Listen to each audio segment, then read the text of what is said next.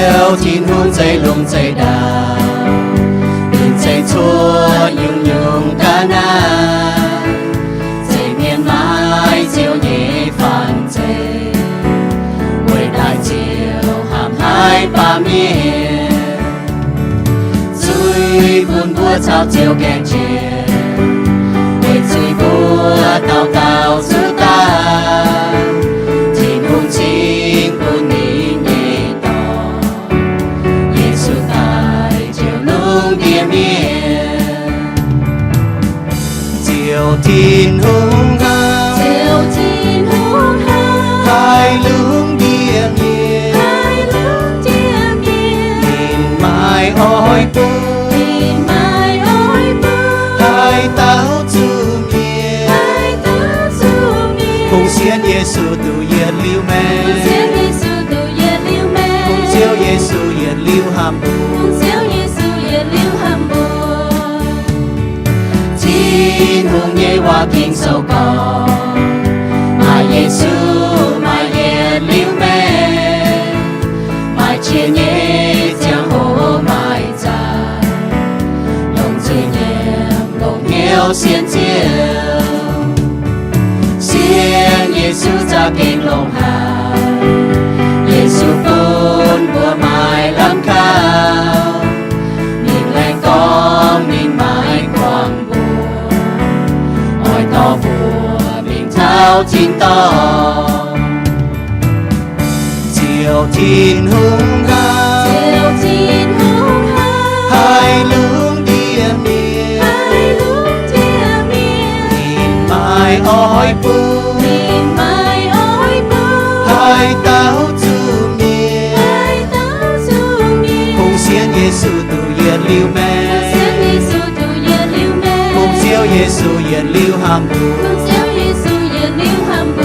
cùng địa nhung nhung mai lão chia dây bà hỏi nhé cha mai lão trung hoa cùng chiều nhé hoa yên liu yiem ha cùng chiều nhé hàm mai hai coi hiền tháng từ dung này có Tin-Hunghนี่ก็ห้ามให้ลุงเดียเมียนนี่ปุ่นนี่ตอนYesuโตเป็นตาปาเมียนคงเสียYesuฮะให้ตู้อย่าลืมแม่งคงYesuฮะนี่อย่าลืมห้ามบัวยุ่งอยู่เย็นเจมิงบัวปอละลุงเดียอยู่เย็นเจมิงห้ามยี่เจ้าเย็นเจมิงป่าTin-Hunghนี่ห้ามไม่ก้อยเย็นไว้นายบัวเก่งแรงจริงให้Tin-Hunghจินด่างบุ้มแค่ฮิตTin-Hunghนิ้วเตะจินด่างบุ้มฮิตTin-Hunghนี่ห้ามไปจานบัวเสียงข่าวTin-Hunghบัวฮิตนี่ห้ามกะฮาบัวฮิตก็ปวดชิงนี่ห้ามนี่ที่สุดก็จินด่างอีจันกะฮา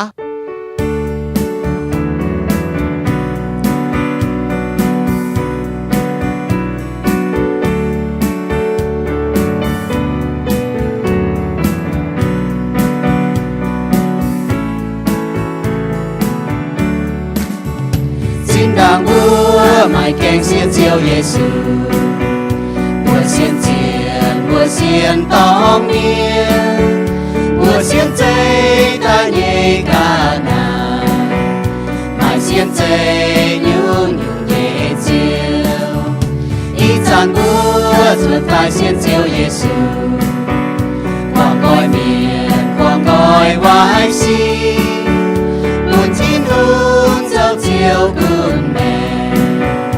đầu nhẹ chia bên xiang dây ta chiều nhẹ liều chia tay buồn tháo chui miền Tin đang búa lê Tin-Hungh keng cô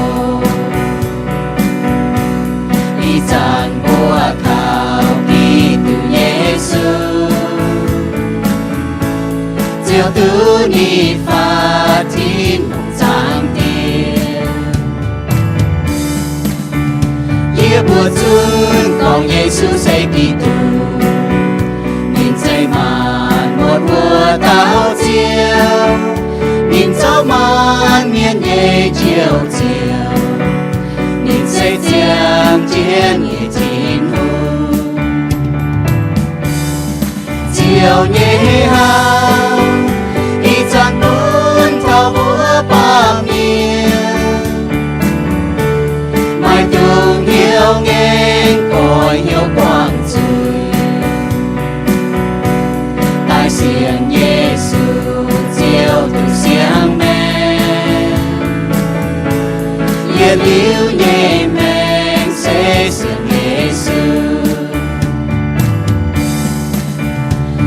老母都操招yiem chín tòng yiem chín tòng kinh mai bé ngon yiem chín tòng kinh mai chẳng là yiem chín tòng tu của Yesu. Ôi bị chiếu chẳng kìa chiếu lòng hải chiếu sẽ liệt chẳng kìa chiếu xem hai có yên chiếu liệt dầu hùngถึงจีบัวแรงเจียงเจียวถึงหงเจ้าเก่งหิวดาวแรงเสียเมียนตอนจีบางเกณฑ์ตายเทเบสุยสุปุนปลายเมียนหอยปลายเมียนใจฟิตอิตานเพื่อบิวเจงเสลายเพื่อปลายเมียนจุยสุดติงจะดังจ่าเสลายเพื่อปลายเมียนจุยปัจเจกตายมีปืนหอยนางตายจางเกียนใจเบียเจียวแรงจริงเจียวจะเก่งลงหายแรงจริงเจียวจะเก่งใจเบื่อดาวขาตองใจเบื่อมาลำน้ำมีตองแรงจริงหาเจียวโอเจ้าอินหอยเบื่อในจริงเจ้าตุกิปานต่อยหรือว่าเมียนมัวต่อยกันเหยียนแก้เสียในเมียนมัวอย่าตุตายสัจเจนเบื่อกัดเจนอย่างน้อยมองเจ้าให้คู่เฟียนเก่งแรงจริงหาเจ้าหายแต่จริงเจ้าทำหายเจ้าเมียนจริงเจ้าเยซูจุดตายถึงเบื่อตุเจียงยิ่งยงเสปางเจ้าติงหงซอยเบื่อถึงเบื่อเจียงเกียนแรงจริงหาเจ้าตัวเจ้าถึงเจ้าเบื่ออินหอยปุญญเบื่อตัวเบื่อมองหายในเมียนตุ้ยยิ้วในเมียนคอยเบื่อจริงคอยตายคอยเบื่อจริงคอยตายคอยเวียนเหี้ยวปืนตะเวนหายจางต่อเจ้าติงหงใจบัวปลาเมียนไตบัวหมัดฟีเอ็มและนุ่งเดียเสียเจ้าใจแต่ปืนบัวมาแบ่งเจ้าไม่เชี่ยเท้าโทษเจ้าปูนกระเหยียบแก้เสียนเมียนมัวปูนมองเร็วตามองเร็วอย่าเอาไว้เหี้ยวตลอดเจ้าติงหงอย่างเช่นเสียงเจ้าอย่างบัวเสียงเจ้าเมงแรงเสียงเจ้าโออีหอยบัวคอยจะโหแต่เสียงเจ้าโทษเจ้าถึงเจ้าบัวป่าจูงยังกวนอย่าซื้อมาสิงเขียนอย่างป่าจูงตู้มาจางวุฒหาพุทธแปงบัวป่าจูงบุยยังแปงทศเจ้าเถียงเจนแกะเจนตะแปงทงละหายวันนี้บัวให้ป่าจูงบุยตัวต่างตัวป่าจูงกวนทศเจ้าเถียงเจนบัวเกตตามาสิงเชียป่าจูงสแกนหลงสิงเชียโลยังหลงสิงช้าหลงสิงเถียงเจ้าหยุ่งแรงสิงหาเจ้าอย่าเถียงเจนเจ้าหยุ่งเปาอินทร์เซเจนโยเถียงบัวส่วนโตมป่าตอนเนี่ยจะฟังเมียนว่าทศเจ้าเถียงเจนในปีเตาไม่ช้าไม่ทรงเมงเย่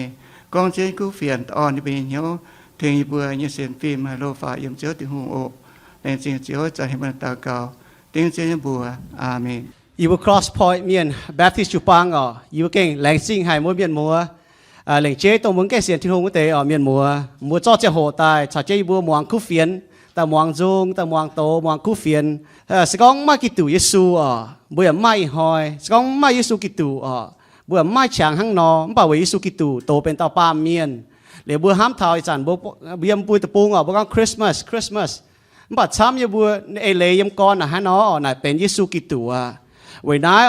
bữa hai tôi giờ liều như mèn vậy bữa xiên khảo Tin-Hungh như bữa máu này nhú Jiu-Baang Mien bữa trầu nhé em cún con bữa nhú bữa nhé hám bữa máu bữa ỏi pun bữa tông cái hải khu phiền nó tề tu hải khu phiền liền pun bữa hải bị hiếu thảo khu phiền như EIX-LEIZ con Tin-Hungh hám hải mà bữa nị pun nị to Yesu Kittu tại Jiu bữa con bữa xiên khảo nên bữa hai tôi giờ liều như mèn em cún con bữa xin để chủ tại bảo bữa liên quan hai tôi Jiu là bữa máu tề là hang no là máu làm biển hang no bảo bữa máu sẽ hám chứ có bữa hai chỉ con ý hàng chỉ con bữa mèn năm Christmas night yiem Yesu Kittu na hang no yui mau lãnh sinh ya hết chip mui chung miền mùa. We are so glad that you have joined us to celebrate the birth of our Savior Jesus Christ. As the word Christmas says, without Christ there is no Christmas. Because of Him, we have joined together to celebrate the birth of Jesus and the message and the meaning behind that. And so we're so glad that you can hear the message of Christmas, which is that God sent His Son, Jesus, that whoever believes in Him will not perish but have eternal life. So we're so thankful and so glad that you have all joined us here today. สบายดีขอบใจที่มาร่วมฉลองมื้อประสูติของพระเยซูคริสต์พระองค์ลงมาเกิดในโลกมนุษย์เพื่อจะไถ่บาปของพวกเราทุกคนขอให้พี่น้องที่เป็นคริสเตียนเข้มแข็งและมั่นคงในพระเยซูและพี่น้องที่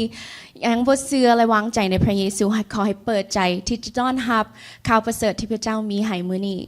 และอย่าให้แรงจริงให้บ่มีมัวต่อยตรงตู้เสียนในกิตูเยซูมีมัวกุนบ่มาแต่ยำโกไฟยำฟัดบ่อยากให้ตัวจางจินตายปวดจังเจ้าTin-HunghอีหอยเวTin-Hunghนินห้ำให้บ่ปาเมียนบ่สิ่งแต่ตัวป้องบ่ยเจียนต่อยบ่ยคู่ต่อยอีหอยเวเจเวTin-Hunghเจ้าเยซูนี่ห้ำ lên chính tin nhớ rằng bây giờ đã nhớ đã CrossPointe Mien Baptist Church nó bây giờ trong sáng sớm this morning vì tiệm nay tuần cho bây cùng celebrate Christmas thế thọ này cho mà mua chế ít lệ ở tại cho bây nó mỏ thế bây giờ kia này hay tiệm vắt chú thứ này thế thọ vắt chú phòng công mong đó này cho linh choตัวở cháu nè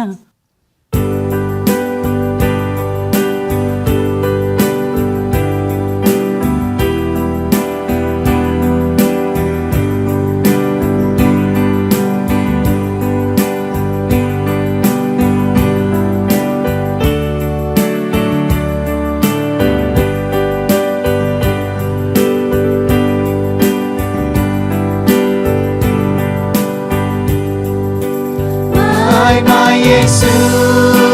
meng mai lam cầu khung mai yêu chào chang về suy miền ai bám kề suy nhẹ công chín xây chú tay chỉ Tin-Hungh buồn nhẹ chỉ nhẹ Yesu buồn xiang lệ nhìn buồn nhẹ liu nhẹ bé Yesu meng mai lam hàng khung lo hàng tòng tòng Tin-Hungh hàm miền nhẹ con khung Yesu buồn mai lam hàng dịp Tin-Hungh nhẹ hàm nhẹ miền hàm Tin-Hungh ya hàm miền yiem nai lung Yesu dấu chiều, ủa đủ lung địa nhung nhung, ba đót can linh quân, kinh mai lam lòng ya mai chi, ZIEN Yesu Kitô, diệu tu yết liu nhẹ mẹ, mai Yesu, mai hai tu chiều. Yesu nhẹ chạm hai chào danh của Yesu Yesu dấu chia nhẹ cả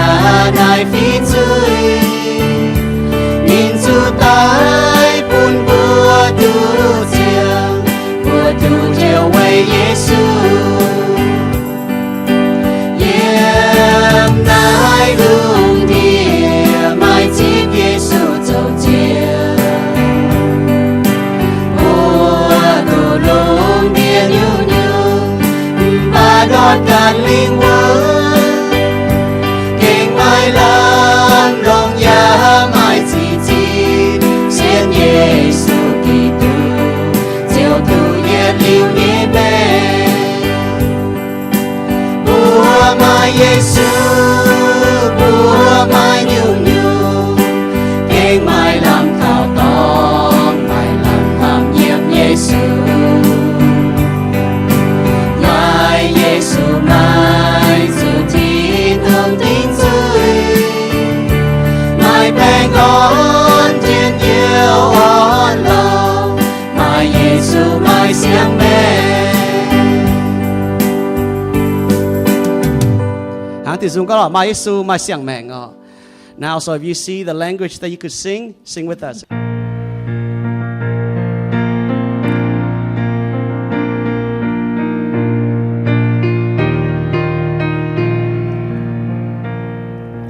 Joy to the world, the Lord is come. Let earth receive her King. Let every heart prepare Him room. And heaven and nature sing, and heaven and nature sing, and heaven and nature sing. Yiem đam lưu bao dung thế cho yung nhẹ hùng còn lung địa miền mai bay ngon quay chỉ tu Tin-Hungh nhẹ tao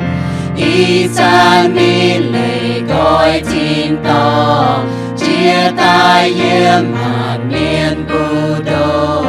tin trái miên lôm rồi bao du trình đại tao bè ngọn nhị hu muang ngô tin trái yiem đam lu bao dung trình rồi Iu-Mienh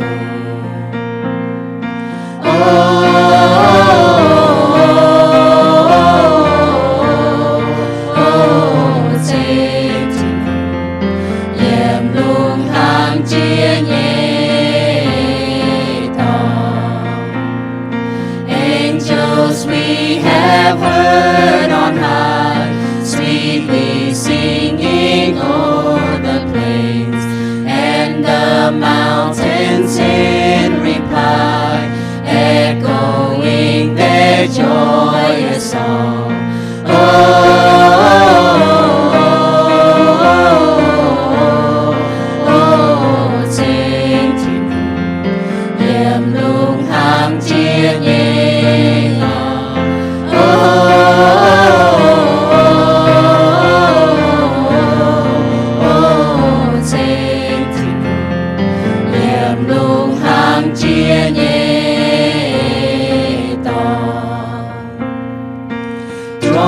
Chia nhẹ muôn, chia dinh mua muôn, rồi hai nhẹ hình diêu trên chân, thế nhẹ chẳng làng anh buông lung địa,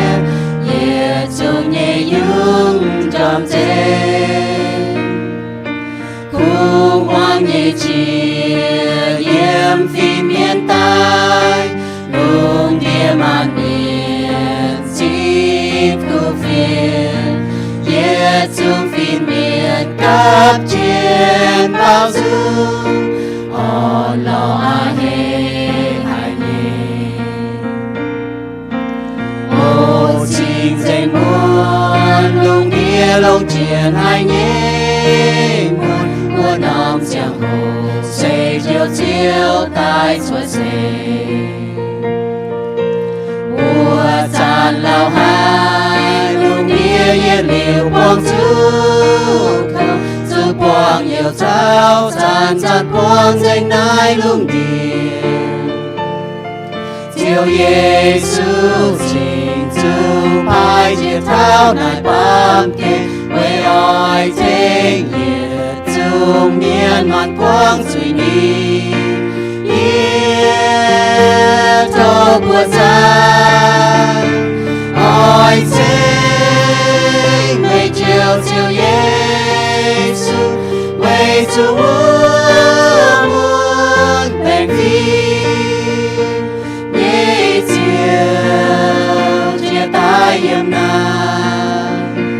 coi trao buồn miên man hai mình theo tin to. Well, good morning. It definitely is a unique experience to be introduced in a different language. Bèn on đó mà cái cần dùng nhé bữa chip nên yếm cần dùng hòa. I am so glad that I know Pastor Ton and his wife Kelly because I would have no idea what he just said to me. Để này con đi kể hết nhé, tôi hiếu thầy với im hoang với chú, ý con nhé nên hiếu tôi ọ. They are such a great couple, and we count it a privilege to be able to serve alongside them with you. Ý bữa im hoang sẽเป็นbữa tỏi, nếu vậy hết nhé tôi sai bữa chọn chắc con cháu. They have done so much work to prepare for this day so that you guys could be here to enjoy this service. Nếu hiếu tôi có tàn ý bữa, chú Jiu-Baang kinh bền chăm nhau như nhung nếu cháu nhé, với bún bữa hai khu phiền. I am very privileged to be here today to be able to celebrate with you the birth of our Lord and Savior this Christmas. Ní cái hết hả, tôi tại sao chế bữa hết trên Tin-Hungh, con thằng có Yesu tổ bên ta ba Mien như giang hồ. You know, this month more than 1 billion people will celebrate Christmas. In năm hạ nhiệt nó mà yết chiếu miền yên ai lùng đĩa hết nhiệt trên có Yesu tổ bên ta ba Mien. They will do so amid candlelight carols and the smell of cedar and incense. Mà chế tao nó muốn lồng chiến những nồng tiếng khai bố bọt búa tiếng khai phải nồng chiến những đăng nhé phân kinh sen chiến những châu đăng nhé bún búa chàng tháo. The old story will unfold again. Lên nó về chàng tháo trên đàng đó lô hoi nó con tháo tổ bên ba Mien nó chàng hồ. Gabriel's visitation and the journey to Bethlehem, nếu bây giờ con thảo cóว่าฟินเมียนแต่ก้องบัวตัวเฟียนตานห้างบัวปอดตัวมาริยาบัวมิงเบธเลเฮมมุง the arrival of the baby in a stable, เลยบัวปอดออกกงวาชดเสยว่ามาลาน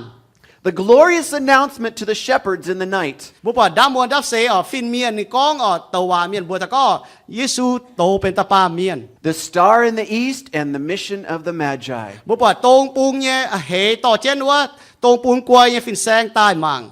However, there are so many misunderstandings about Christmas today. บ่ามาช้ำก่อนผมปีเฮียวเท่าคริสต์มาสเนี่ยเจียนเอเลยเยี่ยมอีจ่าฮอยเจียงโฮ If you are to ask people to tell you what does Christmas mean to them, สก็มัวหน่ายกับเมียนคริสต์มาสเนี่ยเอเลยนะฮะยุง you will likely hear things like, บัวจะหายเมียนทั้งนอเตา it's a time for family to get together, นายใส่ห้องต่อยกับจู้เนี่ยเจียงโฮ or it's time for presents, โอ้นายบัวลานปุนจริงเนี่ยลานเนี่ยเจียงโฮ or other things such as maybe singing Christmas carols or such things like that. มาแต่ไฟบัวก็จ่วงจะเป่าจุงไฟห้างนอ You know, as we get started this morning, I want to start by asking you a question. ด่างบัวจิก้อยดอมบอกยี่เอานายเจียวว่าไม่บัว What do you say makes a gift a really good gift บัว at ห้าม Christmas? บัวห้ามตาฮันยุ่งจริงเนี่ยตรงมุฝนก็เป็นจ่ายจีจริงเนี่ยลงจีจริงเนี่ยเยี่ยมนะคริสต์มาสเจียงโฮ Maybe it's how big it is. แต่ป้าโฮนะเซเก้ายาวไฟ Maybe how pretty it's wrapped. แต่ป้าเปลจะจวยเก้าจวยแต่เก้ายาวไฟ Could it be how long it took the giver to purchase it? ไฟก็โอ้ไม้เต้าเมียนในนี้กิ่งลงเชียวช้ำก็ล้อไม้ล้อเจียน้ำตองให้ล้อแต่ไม้ที่พวกเบื่อไหนแต่ไม้จัดซีนนะห้างนอเนาะ Or maybe it was how much it cost. แต่ป้าก็มาจัดซีนนะแต่น้องกันน่ะจุจ่ายยังกันน่ะไฟ You know, I am reminded of my kids on Christmas Day. นี่จางทางนี้ฟิช่วยแต่ว่ายังน่าคริสต์มาสเจียงโฮ The excitement and the anticipation that they have when they see all those gifts under the tree. หนูว่าเก่งเฮ้ก็จริงโฮจริงปวดจริงยี่ช้ำก็ยดเดียงตอนกระเดีย You know, when they were little, it was the size of the gift that drew the excitement. หนูว่าไฟจะโหน่ะปวดเปลวตุโฮนะหนูว่าเก่งเฮ้ก็น่ะแต่นงยังกันน่ะ But now as they get older, it seems to be the cost of the gift that หนูว่า brings โฮ the จินมิง excitement. โฮจินมิงนะก็โอ้จ้ะนะให้ยุ่งเก่าจ่ายแต่เก่าลงAs we come to this Christmas season, there is one gift that I think that really stands above the rest. บ่าเท่าได้คริสต์มาสเจียงโฮยี่เสียนติงก็มายังยุ่งจริงยี่ตัวเก้าจ่ายจีเก้าลงจียุ่งยุ่งตรงบ่ายตุ้ยี่ This morning, I'd like to help us refocus on the true hope of Christmas. อีดอมยอปุ่นบัวจุนมุยเหี่ยวแต่หมั่งเท่าก็เจียนคริสต์มาสชิมาลำห้ำฝาก็เจียนคริสต์มาสเอเลน่ะเสียหันยุ่ง It's a hope that begins with Christ. บัวมาลำห้ำไว้จุเจียกอนเสียมยิสุกิตู And it is my prayer that you will come away from this morning with a joyful heart. นี่ต่อเก่าปุ่นบัวเสก็อีดอมบัวตุหายลิวมัวเก่งมาอ่อนหล่อเนี่ยเหี่ยว Whether your parents or family members or friends give you the gift that you hope for or not. มึงคุณก็มุเนี่ยหาเจ้าต่อยมัวห้องต่อยมัวเตียมาปุ่นเตจริงเนี่ยมัวปูนป่าไว้จุมัวมายุ่งจริงเนี่ยมัวหายเนี่ยมัวเก่งมาอ่อนหล่อ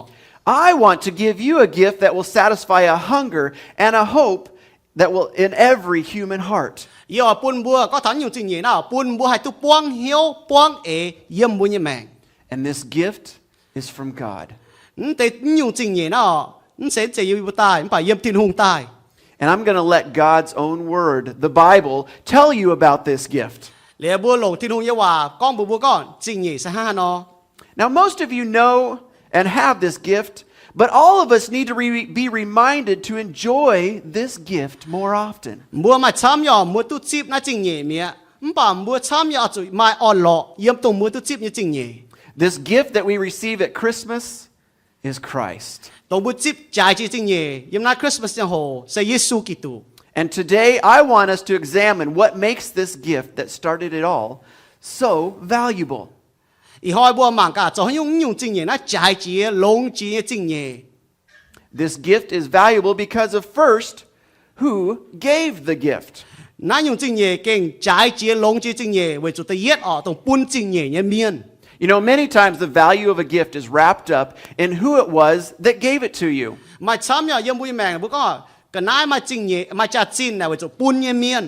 John 3:16 says this, "For God so loved the world that he gave his one and only son." 約翰數特3章4節呢個天空同埋冚龍啲面，你請咗你度當齊半步。 It says that God gave us. 你個天空半步啊！ He's the creator of the universe, the one who created you and I. 你多齊牛到齊咩齊嘢帶。 He is the one that we owe so much to. 當你多你不簽牛你不簽一隻係陰你。 He gave us a gift, and that gift was his own son, Jesus Christ. 你不你多耶穌基督啊，不簽你一隻。 You know, the Bible records this event on how God's son was given to us. 其實phía這個ว่า天空啊，喺那不你當到เป็นตาปา面。 Matthew chapter 1, verses 18 through 23 says it this way. 馬太數第1章18頁咪頭23頁，喺那講。 This is how the birth of Jesus Christ came about. His mother Mary was pledged to be married to Joseph.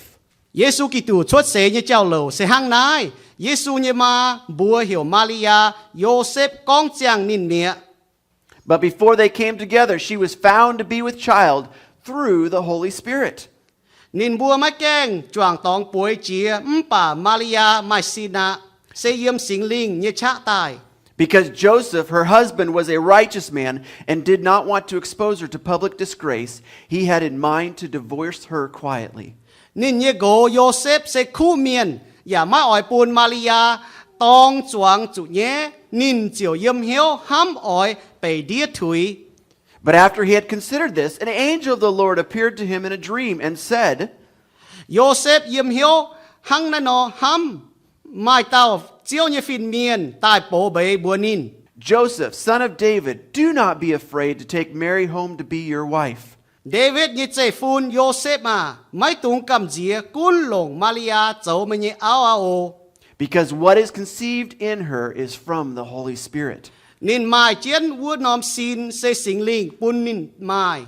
She will give birth to a son, and you are to give him the name Jesus, because he will save his people from their sins. นินอ่อยตู้เต้าตอนไม่อ่อยจุเถงวัวเต้าตอนชดบัวเหี่ยวเยซูเวจูนินอ่อยเจียวนินเย่แปะฟิงเลยดุดนินบัวเยจุย All this took place to fulfill what the Lord had said through the prophet. แต่จุงชดเต้าต่อยเจงตัวทินหงเยตัวว่าเมียนก้องเย่ The virgin will be with child and will give birth to a son, and they will call him Emmanuel, which means God with us. มาอย่าตามเสียตอนที่ตุจิจังตอนสิงลีปุนินมากกว่าตายตู้เต้าตอนตายบัวเหี่ยวอิมานูเอนเจียวเจียวชาวบัวเยี่ยม You see here, God gave us the birth of his son, and he named him Jesus. เนี่ยทินหงปุนิตอนเยซูกิตูโตเป็นตาปาเมียนตายบัวเหี่ยวเยซู Mary was found to be with child through the Holy Spirit. มาริยานี่มากกว่าเวจุสิงลิงปุนินไม่ตาย The birth of Jesus was different from any other birth mentioned before. เยซูกิตูเนี่ยชดเสน่ะหังเยตาวเมียนชดเสจิตาเยจังโห Her pregnancy was a miracle from the Holy Spirit. นินไม่สินเจ้าเวจุบัวห้องยี่สี่สิงลิงปุนินชดตาย John MacArthur states it this way. Obviously, Jesus' conception by the Holy Spirit is a great mystery. มาเต้าจุนโตเมียนในบุเหี่ยวจอห์นมาคอเตอร์นี่ก้องเยซูโตเป็นตาปาเมียนเยี่ยมเสียตอนที่ตุจิจังตอนน่ะเก่งไปฟูให้ห้ำจ่ายเนี่ย Even had he wanted to do so, how could God have explained it to us in terms that we could comprehend? มึงกุนที่อ่อยพ่อเม่งบัวป่ามึงกุนก็เนี่ยพ่อเม่งป่าบัวให้ปีเหี่ยวนั่นบัวห้องยี่สี่นาย How such a blending of the divine and the human could have been accomplished. ป้วงเสียงโตป้วงเสียงปาเมียนจ่วงเจ้น้ำเจียงโหนะห้างให้ชดตาย We could no more fathom such a thing than we can fathom God's creating the universe from nothing. บัวอย่าห้ำจ่ายอีฝีห้างเนี่ยทินหูห้างเราใจลุงเดียตายเยี่ยมไม่อยู่ในใจชดก้องให้ชดตายHis being one God and three persons. อย่าฝีห้างเนี่ยบัวห้ำจ่ายทินหูเตียตอนชาวสิงลิงนะบัวอย่าห้ำจ่ายนี้เลย Or his giving an entirely new spiritual nature to those who trust him in his son. อย่าฝีห้างอย่าบัวห้ำจ่ายทินหูห้างเราให้เจียวบัวปุ่นบัวเป็นในน้ำเหนียวไว้บัวเสียนขาวนิน You know, understanding such things will have to wait until heaven. ช่องบัวเอาปีเหี่ยวตุเทาเนาะบัวจะจั่วเทาทินตองไหมฮะ When we see our Lord face to face and know fully, just as we have been known fully. สกองบัวปวงที่สู้กี่ตัวอยู่ทินตองเนาะเฮียนต่อยเฮียนเนาะบัวจะให้ปีเหี่ยวให้ปีเหี่ยวเจงจุงปีเหี่ยวเทาอ่ะ We have to accept it by faith. บัวจะเสียนไม่เสียนฟิล์มเสียนทุ่งเยว่า And you know what? That's just what this little boy did in this next illustration. นายว่าฝังนะห้างนอกก็ถ้าเสียนฟิล์มนะนั่นต่อกว่าตอนเนี่ยว่าฝังใส่ห้างนอก Little Timmy, a 5-year-old boy, asked his mommy, "What does God look like?" มาต่อตอนนะทุกปีอาหางให้เด็กบุญเหี่ยวทิมมีอ๋อนี่ก็นายกันเนี่ยมาทิ้นหุ่งเนี่ยเพี้ยนฝังนะฮะเนาะ He put down his peanut butter sandwich and took a big swallow of milk. นี่จ้อนี่ยั่วเนี่ยนี่ยั่วอันยั่วเลยจ้ออย่าจานวงหยอแต่ฮบอย่าอาเจียมิง Well, she said, God is a spirit, and we can't see him in the same way that we see people. His mother began, not really knowing quite where to go from there. เนี่ยมาจีกรนี่ก็โอ้ทิ้นหุ่งเนี่ยสิงลิงอ๋อเลยนะบัวหมังปวดหรอเลยนะว่าจังหวะเนี่ยมามีตุก็อ๋อจังหันพ่อเม่งบุญนินอ๋อเลยนี่ตัวหันกล้องตัวเม่งไปจุทิ้นหุ่งเนี่ยสิงลิงนะหันกล้องเลยจะติ่งเนี่ย But if we can't see him, how do we know what he's like? He persisted. ป่านนี้ตอนป้วงเหี่ยวยาอ๋อเลยก็ฮันเอามาซอบัวหมังปวดทิ้นหุ่งเนาะบัวน่ะหิวตัวทิ้นหุ่งน่ะฮะเนาะ She said, "Well, suppose you were blind," she suggested to Timmy. เหลียวจะหันเนี่ยมากล้องบุญนินก็ฮันเอาสกล้องมาห้ามทนายอ๋อฮันเอาไม่จริงแมงไม่หมังปวดชอบไม่จริงแมงยี่เมียน Would you be able to see Daddy, for instance? ไม่หมังตัวปวดไม่ยี่แต่ยี่ไฟ He shook his head. นี่เฟกๆแต่งกล้องก็นี่หมังปวดนี่แต่จริงแมงเนาะ But would you know what Daddy is like? ป่านในมาไหนกันนี่ฮันเอาไม่หิวตัวไม่แต่ใส่ห้างฮันนอนยี่ไฟ He thought for a moment and then vigorously nodded his head. เหลียวนี่ห้ามตั้งหลิวนี่ก็ฮ่าแต่งกล้องหิวตัวเนี่ย You'd know what Daddy is like by the things that he says, wouldn't you? And he nodded again. เลยเนี่ยมากล้องบุญในตอนอ๋อไม่หิวตู้ไม่แต่ห้างนอนเนี่ยเว้ยจุไม่แต่กล้องยี่ว่าใจยี่ซ่า And we know what God is like too by the things that he says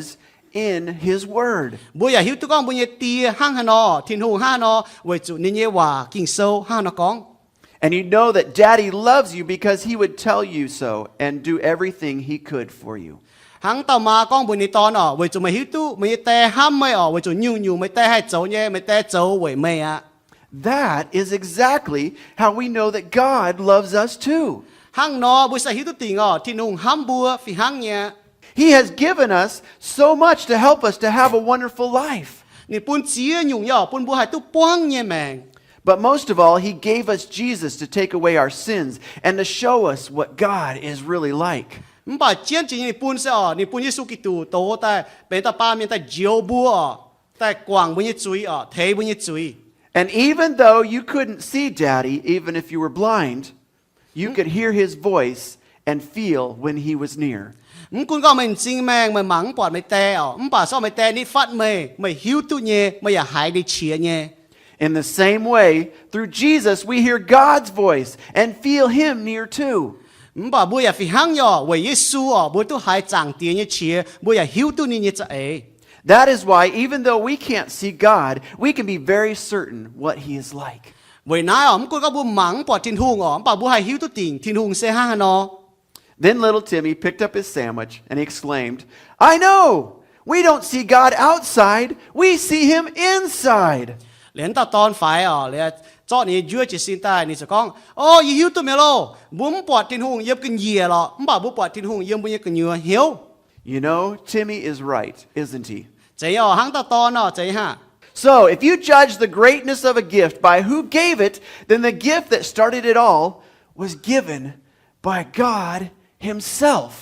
สกองบัวหมากากนายจริงเย่นะเมียนปูนนะมาจากจีนนะปูนเมียนมาจากจีนนะเนาะบัวหิวตัวก็ใจจริงเย่นะทิ้นหุงปูนอ๋อเยซูกิตูอะ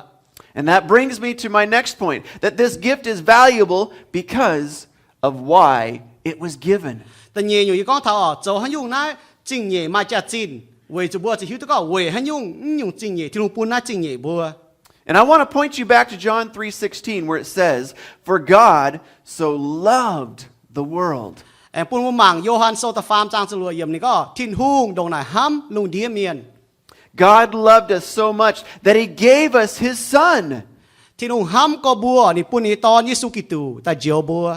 I'm going to take you back to Matthew chapter 1, verse 21, where it says, She, Mary, will give birth to a son, and you are to give him the name Jesus, because he will save his people from their sins. Yiem ma tai so ta yết trang như yết yiem ni có Maria ở mai tao ton ở lia ở thế ni chốt bùa hiểu Yesu với chủ nín ở diều lùng địa miền nhiệt suy. God declared salvation would happen through his son. Tin-Hungh ở ni có nín có bùa hai tu diều với ni nhiệt ton Yesu Kitô. This child from God was visiting earth to save people from the penalty of sin.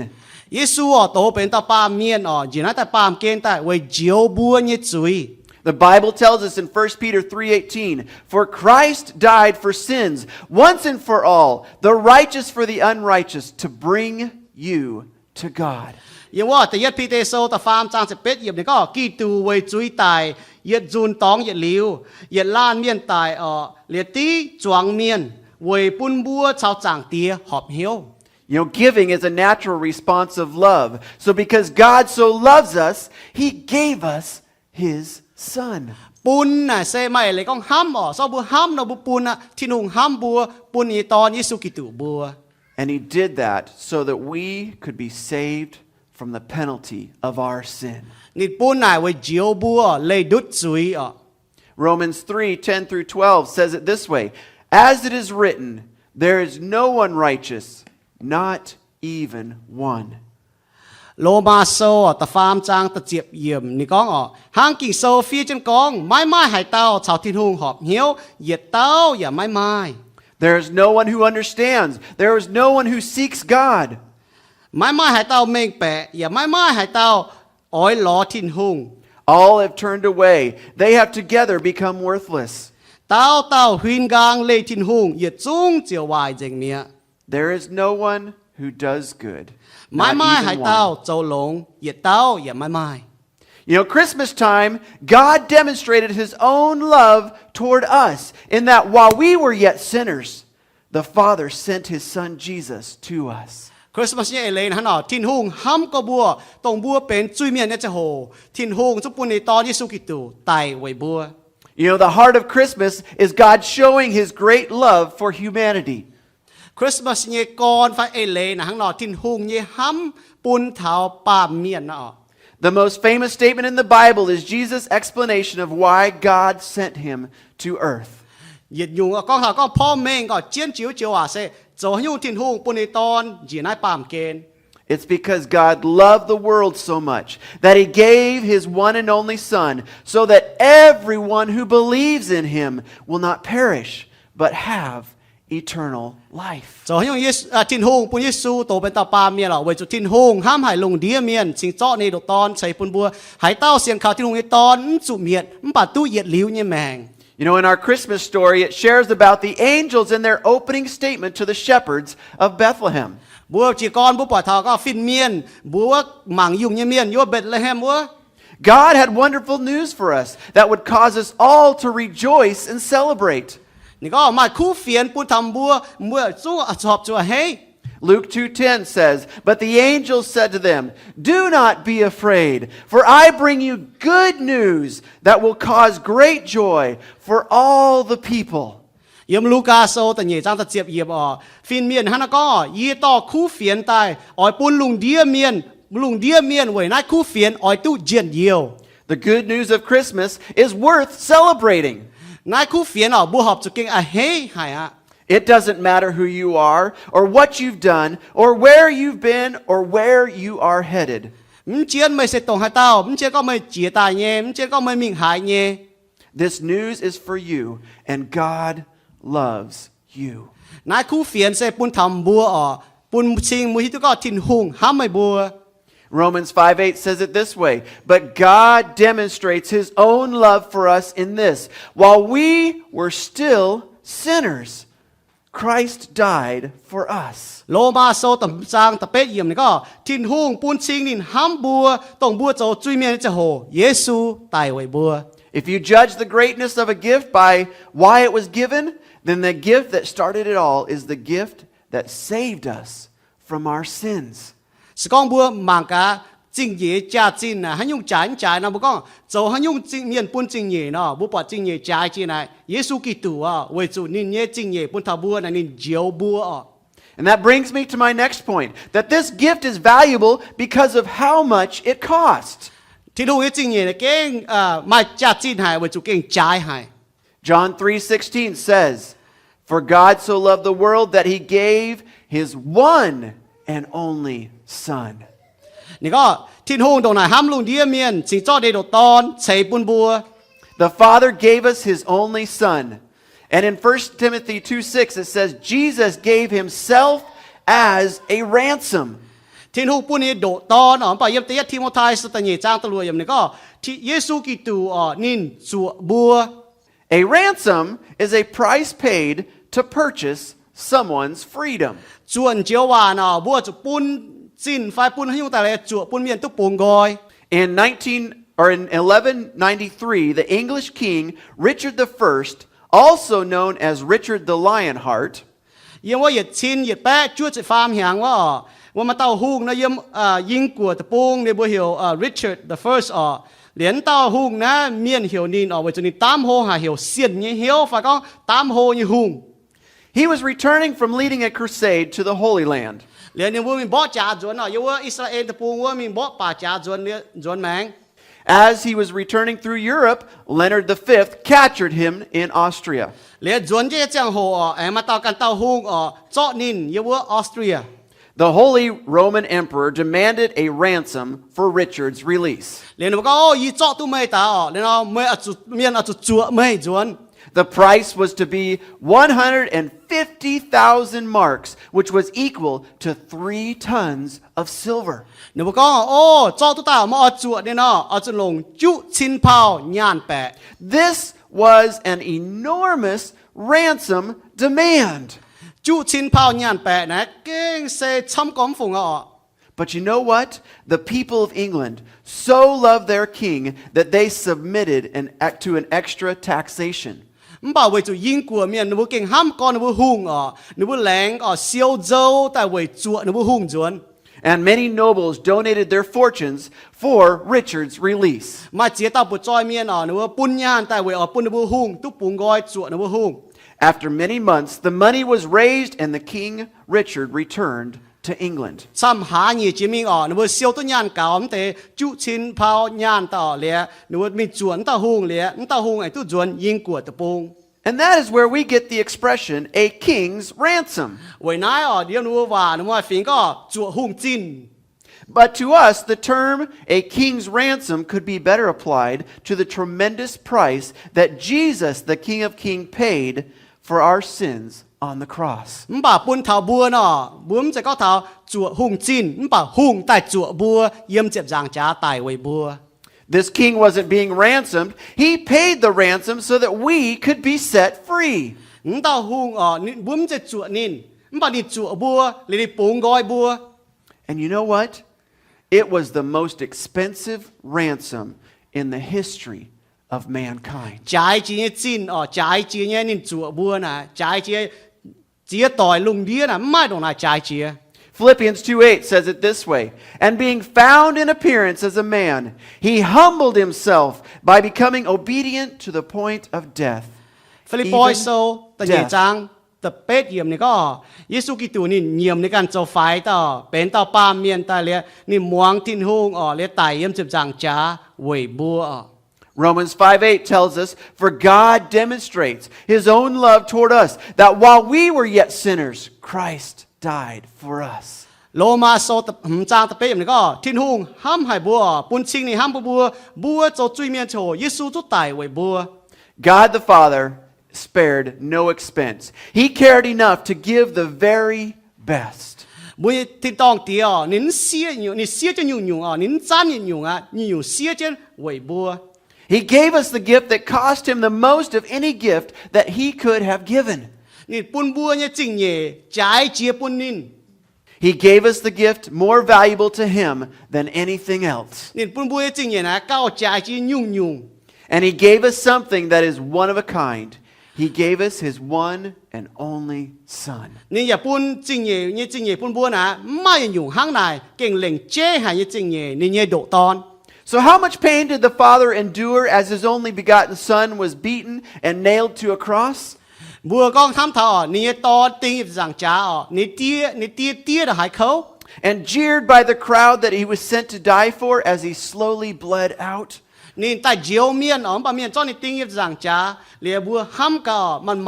เนี่ยย้ำเหลียวชดไว้บัว How painful was it for the Father to endure when He could have stopped it but didn't because of His love for you and I? จังตีให้ติงจะก็โอ้ยี่เจียวนี่ตอนนะปะนิ้นเจียวนี่ปุ่นในตอนแต่เจียวบัวเวจะนี่ห้ำให้บัว The words from this classic hymn say it this way. หมายถึงจุงเนาะโลหอยจุงนี่ฮะน้องกอง How deep the Father's love for us. ทินหุงห้ำบัวดงนายโด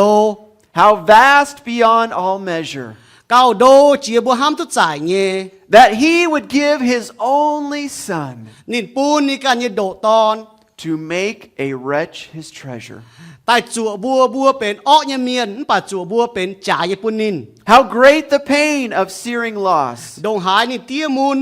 เขา The Father turns His face away. จางเตี้ยเจ้าจุหินนี่เฮียน As wounds which mar the chosen one นินวิจนินตุมุนปุบตุลง bring many sons to glory. ไว้ปุ่นบัวตุนี่เนี่ยจางหลัง If you judge the greatness of a gift by its cost, then the greatest gift that started it all was the greatest gift of all. สกองบัวห้ำเถาก็ยุ่งจ่าจีนบัวหมากกันนายปุ่นบัวเนี่ยจ่าจีนนะมาจ่าจีนเนาะจ่ายที่จ่าจีนนะตรงยิสุกิตัว And that brings me to my last point, that this gift is valuable because of how useful it is. ยุ่งจริงเนี่ยนะมาจ่าจีนก็ไว้จุได้มาให้หนงตุ John 3:16 says it again, that so whoever believes in Him shall not perish,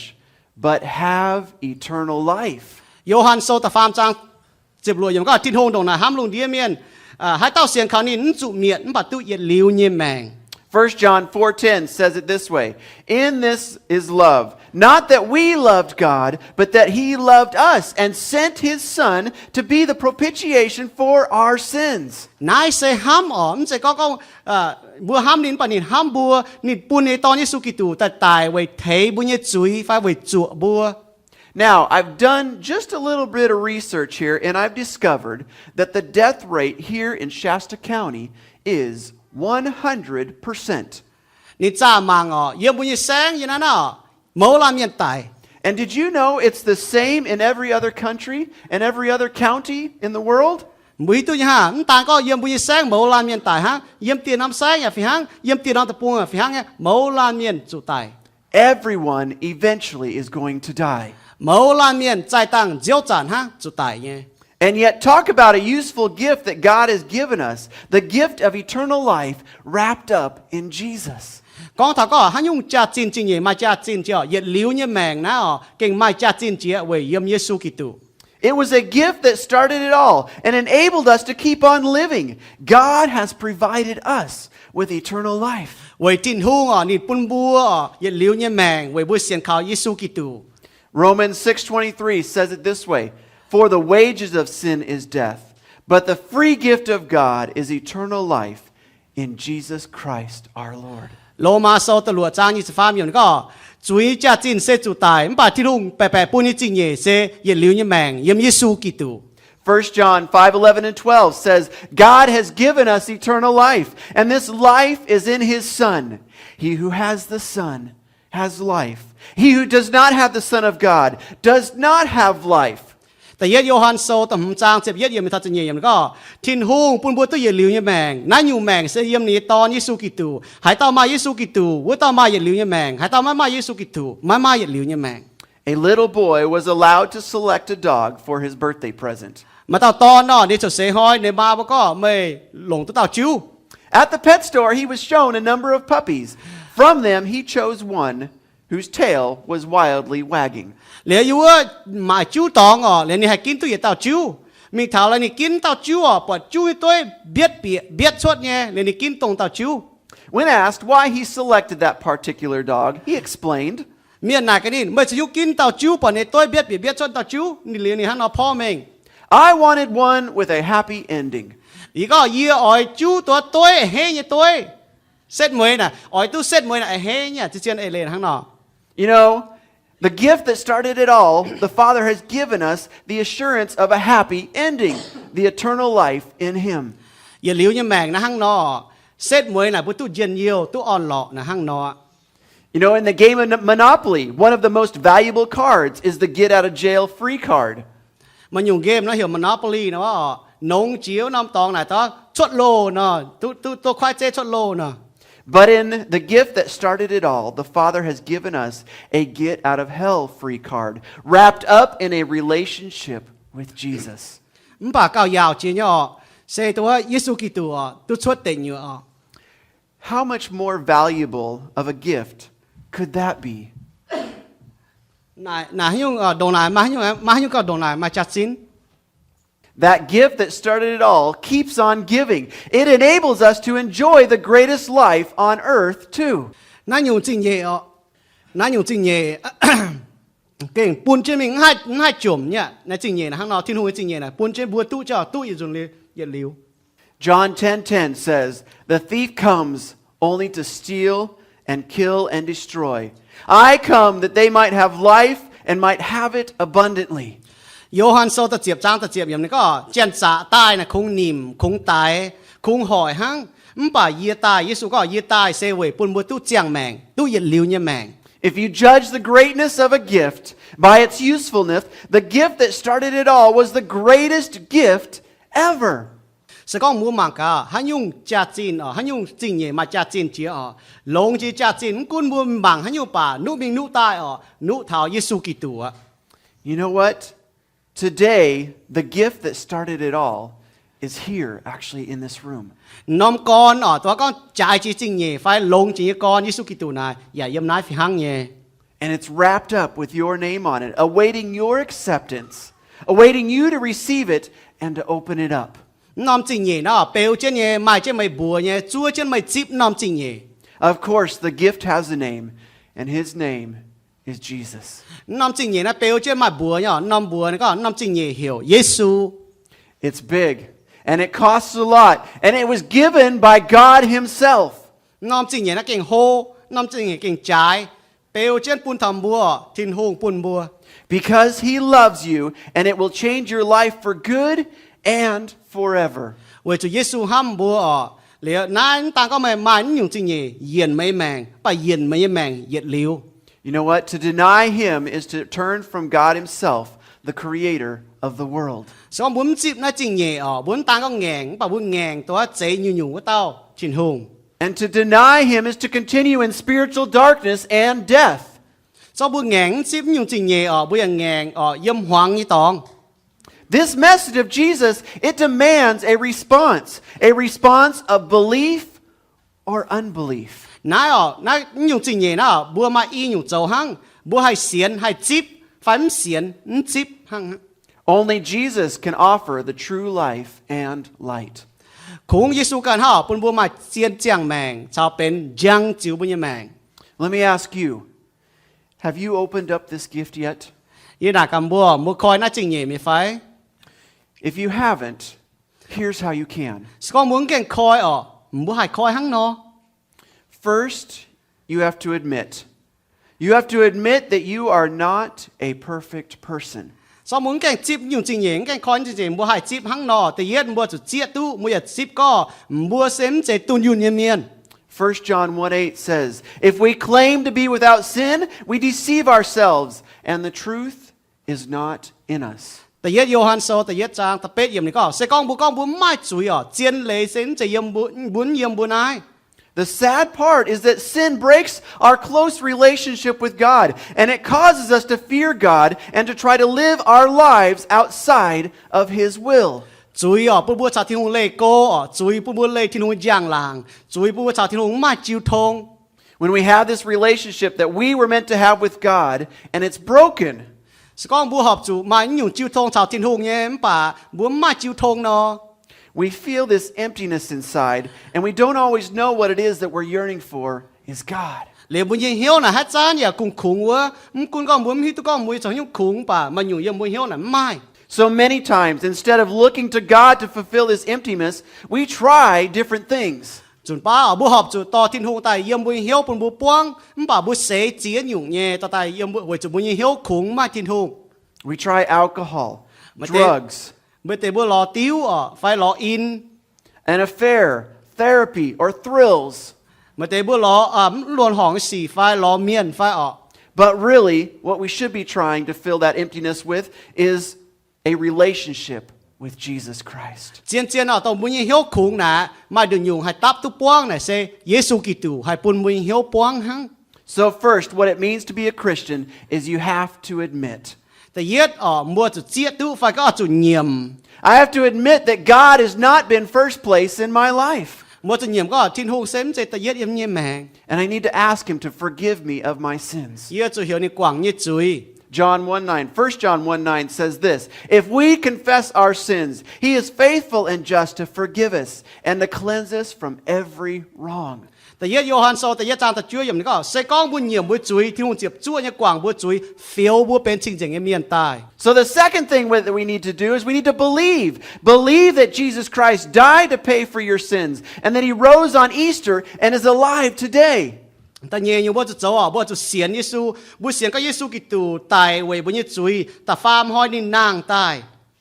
Romans 10:9 says, if you confess that Jesus is Lord and you believe in your heart that God raised Him from the dead, you will be saved. โลมาโซแต่เจียบจางแต่จุยมันก็เซก้องบุลงจุยเงียมลงเหี่ยวเสียนเยซูกิตูตายเลยที่ไว้ปุ่นนี่นางตายไม่เจียวตู้เจียว It doesn't say that you might be saved, and it doesn't say that you can hope to be saved. It says you will be saved. นี่ก็กิโซ咁講肥ตู้เจียวไฟห้ามแต่ตู้เจียวไฟมัน把สก้องไม่เสียนทุ่งอ๋อไม่เจียวตู้เจียว So many people go through their life wondering, have I really given my life to Christ? มาเจียเต้าเย็นวันแมงหนูห้ามแต่ก็โอ้ยี่เก่งปุ่นยี่แมงทิ้งหูเมียไฟ Am I really going to heaven? And they doubt their salvation over and over. ยี่เก่งมีทิ้งตองยี่ไฟหนูไปจอดเช่าใช้ทางหนูไปยี่เสียนฟิล์มหนูเสียนนี่เจ้า You know what this verse says? Is it says, if you call on the name of the Lord, He says, I will. And you, God does not lie. นี่ก็มันป่ามันเยี่ยมกิโซนี่เต้าบุญนี่ก็เซก้องบุญลงบุญจุยเยี่ยมลงเหี่ยวเสียนไม่เจียวตู้เจียวที่หูหานก้องนี่ห้าวนอนี่นก็แปะเยี่ยมเมียน What really matters is God says, I will save you if you do what I say and invite me into your heart. ที่หูก้องเสียยี่อเจียวไม่สก้องไปเจ้าเอจีคอยไม่เหี่ยวไปยี่เปียมิงเจ้าเจียวกุนไม่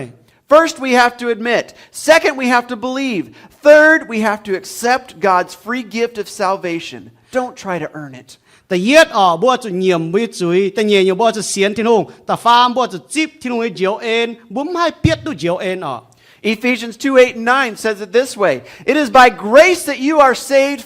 through faith. And it is not of yourselves. It is the gift of God, not of works, so that no one can boast. นี่ก็บัวตู้เจียวเซเวที่นุ่งเอ็นเซเวบัวให้เปียดดูบาที่นุ่งให้ฟูปุ่นเท่าบัวเวปูนให้ตาให้เชง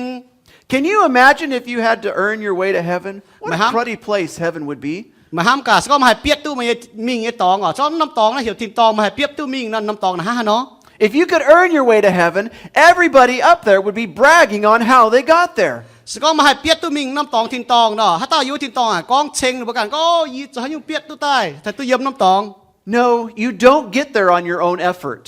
You don't get there. You only get there by accepting God's free gift. บุญให้เปียดตู้มิงวัวบุญยังให้หลงบุญแกจะบิงวัวบุญตู้มิงวัวเวจูบุญเสียนเขาเยซูกิตู Our relationship to Christ is not restored by anything that we do, but on the basis of what Jesus Christ already did for us on the cross at Calvary. เยี่ยมบัวจากที่นุ่งให้มาจิ้วทงเนี่ยมันเจ๊ก็มันยุ่งบัวให้โจมันป่าเวยิสูโจนี่โกงเยี่ยมเจ็บจังจ้า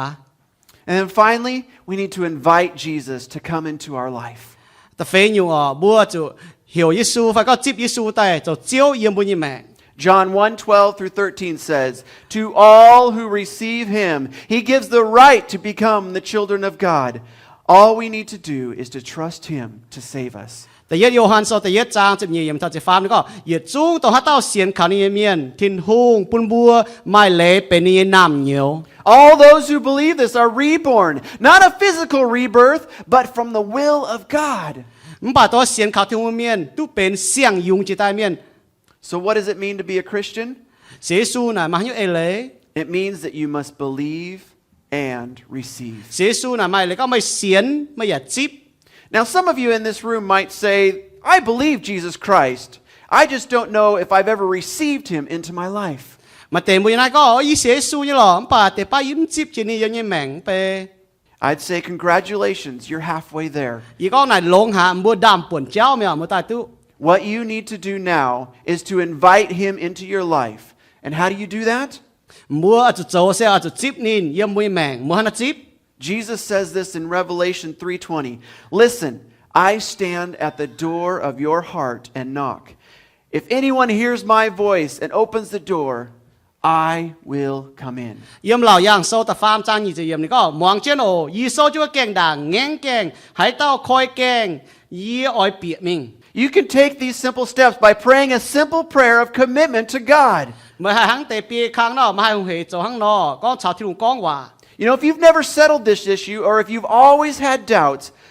am I really a Christian? Do I know for sure I'm going to heaven? sự con mình hiếu tu tiền rồi, giờ mình hiếu mà chọn sai phải mình hiếu tu tiền mà có, ý cái mình tiền tòng cái phải ní, ý cái Giê xu phải ní, cho mình hiếu chọn hang nó bùng biến như nó.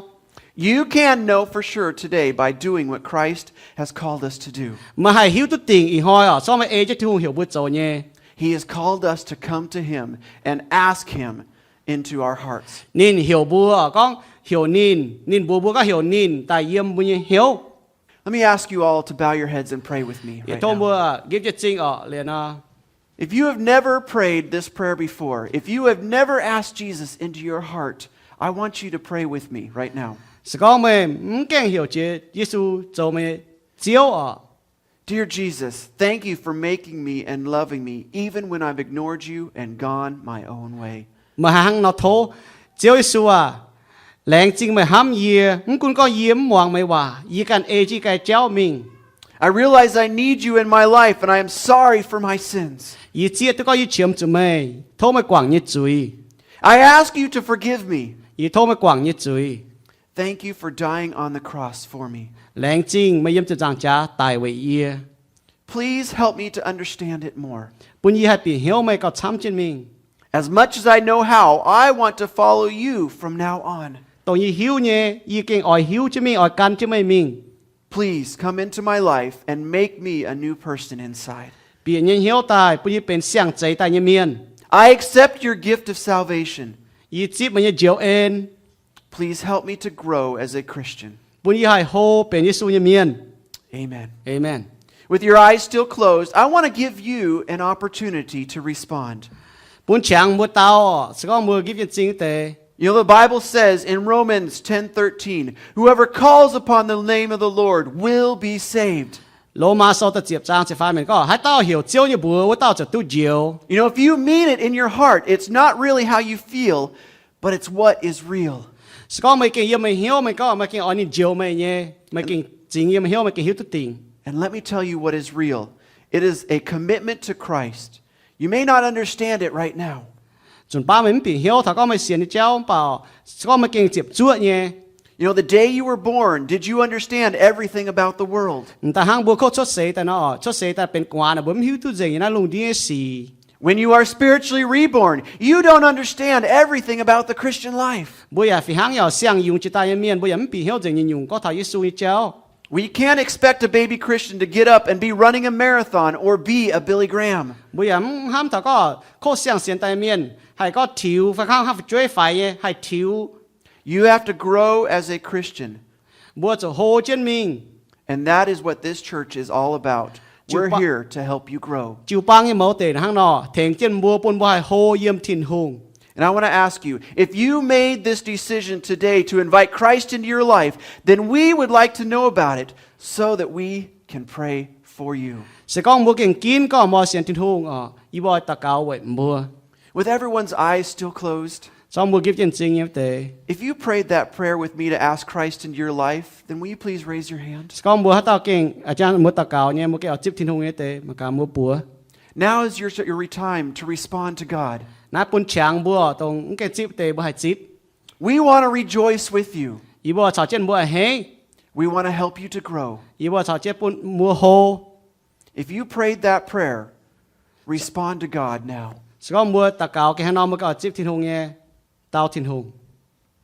As for the rest of you who know Christ, Tôi mua hiếu tu thiên hùng của tề. at this time I'm going to ask you to respond to God. Yeah, oi mua tao thiên hùng phi hăng. I want you to tell him that what it is that you plan to do differently this Christmas. Yeah, oi mua ham cả mua cho hắn cháu cần dùng nhé ý hăng. How are you going to treat this special gift that God has given you? Mua hắn cháu bún đó trái chỉ chính nhé, đó thiên hùng bún mua nhé chính nhé. Is your Christmas going to begin with Christ? Mua nhé chính nhé chỉ con yếm Yesu Kitô phải. I want you to respond to his leading and his calling you to come near to him. Yeah, oi mua ê chế sinh linh tao mua bún bún nít phát nín tai lo nín. He loves you and he desires you to become more like him. Thiên hùng này ham bùa này oi mua hăng nín nó. What you believe in your heart will define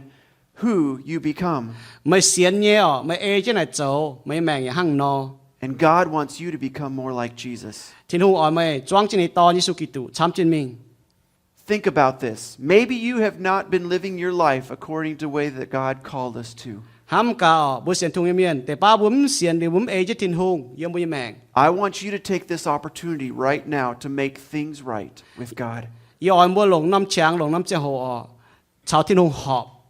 Evaluate your relationship with him. จ้าบุ้ยแมงมันก็บัวชาวทิ้นหงห้านาจิวทง Are you stuck in a rut or are you working daily to grow in your relationship with God? บัวดอดจวนเมียงให้โตงไงฝ่ายบัวโฮเช่นมิงเยี่ยมทิ้นหงเนี่ย Have you been just trying to get by in life by just doing the minimum? บัวจนเตียนจีตุมิงไงตัวฝ่ายยังบุ้ยแมงนาย If so, then I want no. you to make this effort this week to change your ways. ปุ่นบัวต้องปวดจางเนี่ยปุ่นบัวเย็นมือเนี่ยเย็นมือเจ้า Paul told Timothy that some of these people have missed the most important thing in life. เปาโลบัวทิโมไทมันมีอันช้ำเนี่ยหนูเพียรตัวใจจีเนี่ยยันหนูแมง And that is that they don't know God. ใจจีเนี่ยยันหนูแมงหนูเพียรเนี่ยเซหนูหิวตุทินหง I hope that you're not missing the most important thing in life. เนี่ยเมาปุ่นบัวเซปุ่นบุญตุงเพียรตัวใจจีเนี่ยยันบุญแมง If you are, now is the time for you to make it right. เซอีจานอปุ่นฉางปุ่นบัวให้กินตุจู Remember, it's your choice. You are as close to God as you choose to be. บัวเก่งนิดฟัดทินหงดงหายฟัดเซยมบุกันกินนะ Let's close with a word of prayer. จอนจะตะกาวอ่ะ Heavenly Father, we recognize that everything we believe, all that we hold to be true, จางเตียอยู่เจียตัวก็อยู่อยู่เสียนเนี่ยอยู่หิวตุเจียนเนี่ย the very basis of our lives here on earth, and the hope that we possess for all eternity, อยู่บุญแมงยันไอ้ปามเกณฑ์ตัวอยู่บุญบาลำห้ำเนี่ยโหกางไอ้เจ้า is all established upon our view and our knowledge and our understanding with regards to your Son, เหยียด Jesus. เหยียดจุ้งเซยมอยู่ปวดเนี่ยอยู่หิวเนี่ยอยู่เปียหิวเนี่ยเท่าเยซูกิตู And it is so vitally important that our beliefs be in line with what your word teaches, เก่งเจียนหายอยู่เจียงเนี่ยเจียนเจ้าเนี่ยว่าเจ้า that our views be biblically sound and accurate. แต่อยู่เสียนเนี่ยอยู่ปวดเจียนกิ่งโซ่ต่อยติวที่นุ่งเนี่ยว่า Guide us this morning into your truth. ต่ออยู่เจียนไม่เจียนเลย Teach us your ways, ยาวอยู่ไม่เจ้า so that we would be more conformed to the image of your beloved Son, Jesus Christ. ปุ่นอยู่เก่าจ้วงไม่ต่อเยซูกิตู Amen. เอเมน You know what? Let's make this Christmas the best Christmas by remembering the value of the gift that Christ called us to. จางเจ้าหน่อปุ่นน้อมคริสต์มาสเป็นลงเจคริสต์มาสว่าจะไปหิตุใจจริงๆเยซูกิตูอ่ะ Christmas begins with Christ. คริสต์มาสอ่ะเจก่อนเยซูกิตูอ่ะ Thank you. ไรจริงอ่ะ 一个来自天空啊，第一来自天空，第二来自我一种面膜袋，到门街线那地每日做每张好袋，才一部买部天空一酷粉，一部这个啊，嘿还讲人生前天嘅眼睛，by每来自每一种面膜袋，我见嘅话，还讲by一种来自我做一好袋才部部长青天空。อีบุมาปวดติวจุงฮังอีบุยจุงเอเลนตาหาจังกิโซกองวนออีบุยจุงเอเลอยากคงกองเท้าบัวตรงบัวมาแก้เสียนทิวหัวเตให้ตัวตาชักจีบัวหวังทิวเยคู่เฟียนน่าจะเกยใจให้เยคู่เฟียนมาหิวให้เปตัวเท้าทิวเยคู่เฟียนใจเกียแรงจริงทิวอีบัวฮันเราเหี่ยวบัวจุงตาเซมองทิวคู่เฟียนเลี้ยงป่าหวังอีบุยจุงไม่ตะเย็ดติวกองเท้า mai Yesu mai Iu-Mienh mai Yesu mai Iu-Mienh mà làm hám tòng mà làm khảo tòngแต่nhẹ tiêu con thiên hu ni tông chế bản mượn như chiếu ya tông chế bây như chiếu ni hiểu bữa cán ta xiên nín tông bữa mấy cái xiên nhẹ cán ta xiên cái chỗ cán ta xiên bây như thiên hu anh ta pha mất tiêu ni ya con thiên hu nín hám bữa ya liu ni ya chăn chăn chếp chúa hám bữa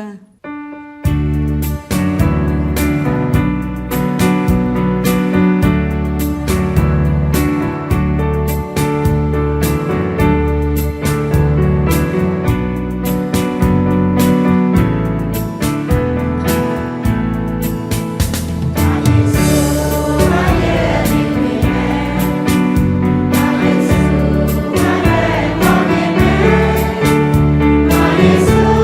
my love.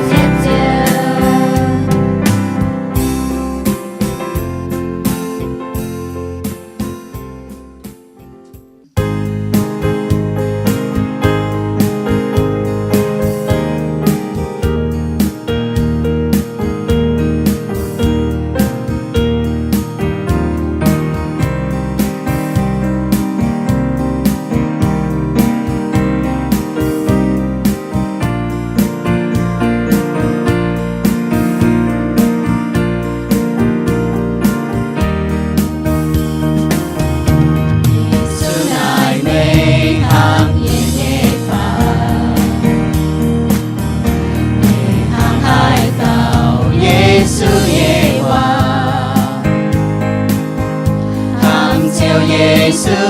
mai ta nhiễm rơi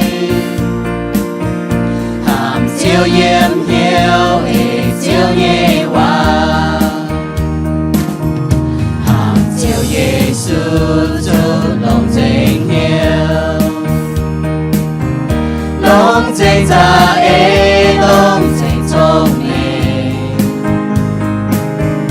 hàm chiều nhei miền đây coi hoài xì buồn chiều Tin-Hungh sao chiều cùng mẹ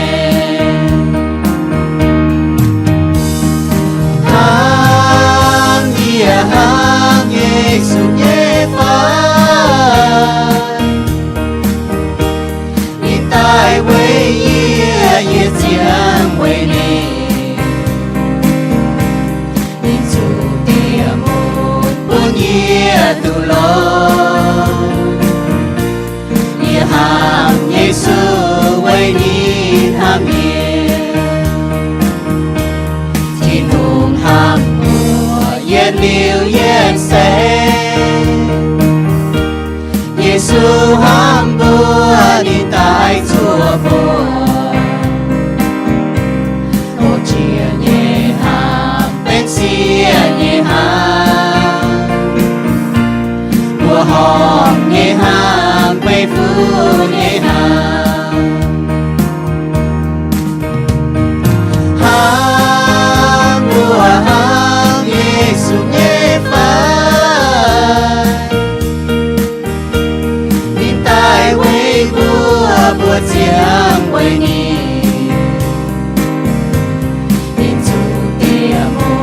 buồn bùa tu lo mùa ham Yesu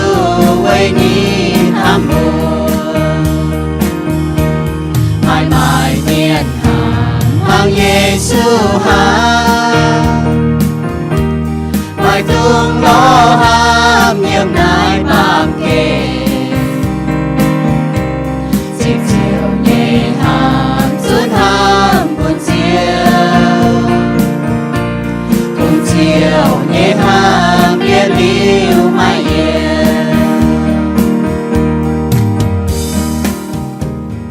บัวมาเจียตาอ๋อรอห้ามตองตองบัวเฉียมจะห้ามเย่ป่าบุ้มรอตองปุ่นห้ามยกรTin-Hunghอ๋อป่าบัวรอห้ามตองตองยังไงปามเกณฑ์เจียอยู่เย่หาจังบัวหายหนำกุ้นบัวตองยังแต่ตับบุญเหี้ยวป่าซ้อมใจTin-Hunghอ๋อจุนแต่คงยังหังคงTin-Hunghกันตุดเต่าห่อหายปุ่นบุญเหี้ยวปวงTin-Hunghนี่เก่งห้ามหายบัวอ๋อนี่เสียนี่แมงไว้บัวนั่นแหละเก่งบัวห้องไปฝูยังห้าม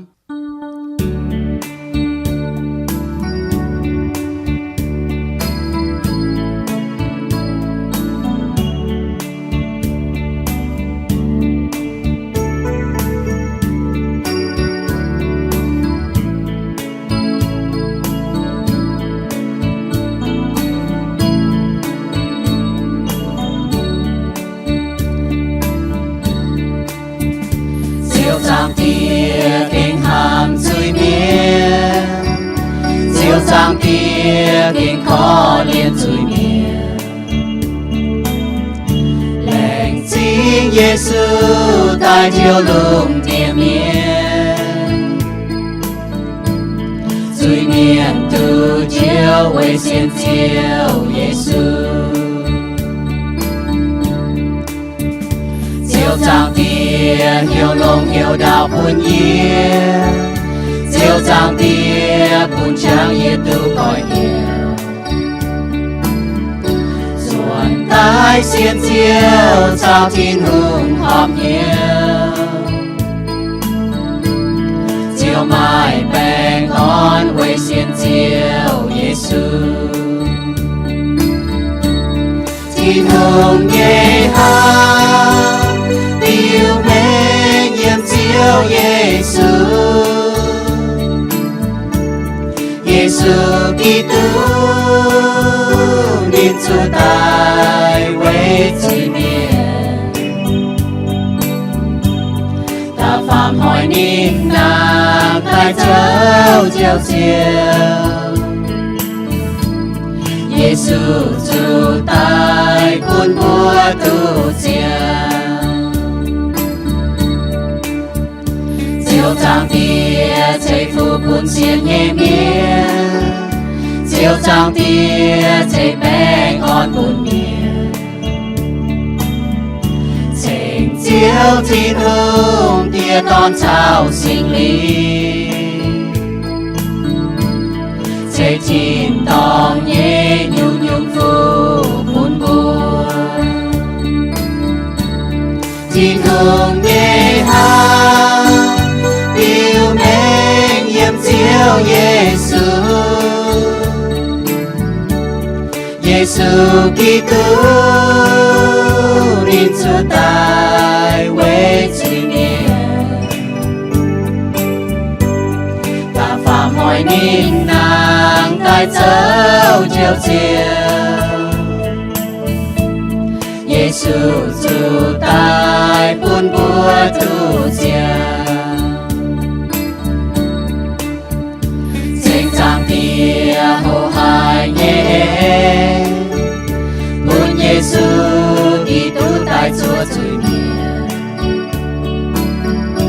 Lệnh sinh trang tia quê ninh nhé chiều Duy Miền tu chiều quê xiên chiều Yesu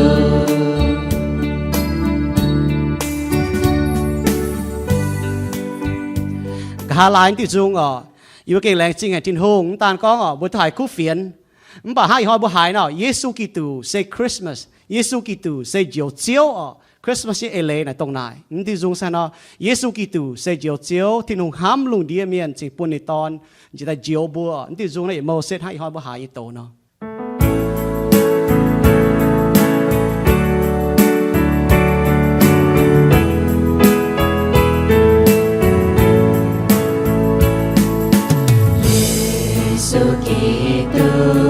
say chiều chiều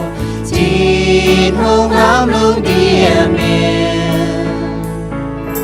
xin buôn Yesu tao bên ta ba miền quang chiến trang lang chia ba miền dù tình ta việc sẽ trang trả quê chiều lùng địa miền Yesu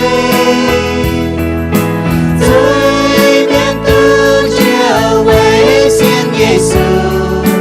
Yesu Kitô say chiều chiều Yesu tại chùa buồn Yesu tại chùa buồn buồn buồn tu yên liu nhẹ mê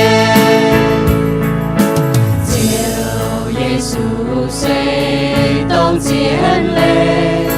Yesu say tông chiến trao Chúa liu Yesu mãi mãi cần tiêu cha Chúa liu Yesu của lòng buồn mãi mãi cần lòng của hai chiều nhìn nhẹ của trái chia màn buồn cùng xin Yesu nhẹ của tu chiều bằng chiều nhẹ mưa tu kỳ Yesu tại chùa buồn Yesu tại chiều buồn buồn buồn tu yên liu nhẹ mê miền châu miền thiên tông nhẹ trao chùa liu xiên khao Yesu mãi mãi cần tiêu trao minh trao thiên to ôi dù thô Tin-Hungh chiều đủ ôi dù lo Tin-Hungh chiều quan ôi dù nghênh nghênh nghênh chiều con xin Yesu tu yên liu nhẹ mê Yesu Kitô say chiều chiều Yesu tại chùa buồn Yesu tại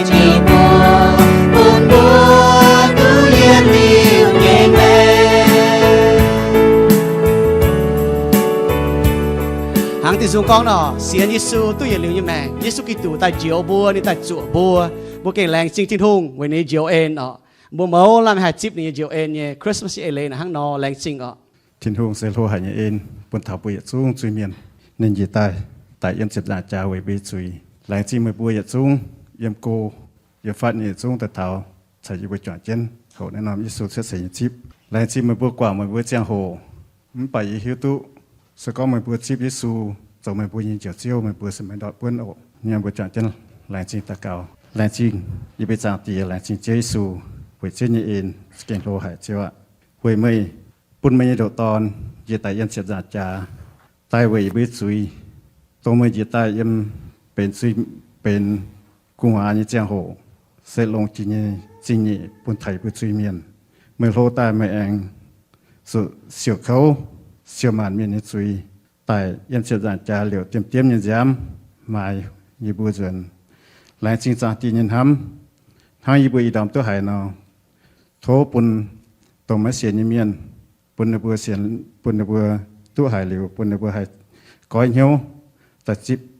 เมื่อตอนนี้ไปเจอเจียวอยากจะจีบัวจวนเจ็ดเปิดจางไม่ยังโอ้แรงจริงมาจาเตียอย่าตรงในบัวเสียนเหลียวเงี้ยไว้เตะโถเจียวกันทิพเหี่ยวช้าปุ่นในบัวหายเสียนเว้นยังมาเชื่อสู่แรงจริงจาเตียอย่าบัวตรงอย่าบัวมากันเบนเจียปุ่นอย่าบัวยิงยันฮบยิงยงปุ่นอย่าบัวปุ่นชาอย่าบัวเบนตายอีดอมอย่าบัวจอดเจนอย่านั้นเต็นหางปัดโทษเสียกันจิวก็จีบัวลานเมียนปุ่นอย่าบัวให้มาจิวทงเยี่ยมเชื้อจำเพียนโอลานสินสาติเยี่ยมเชื้อสุญญบัวเอเมน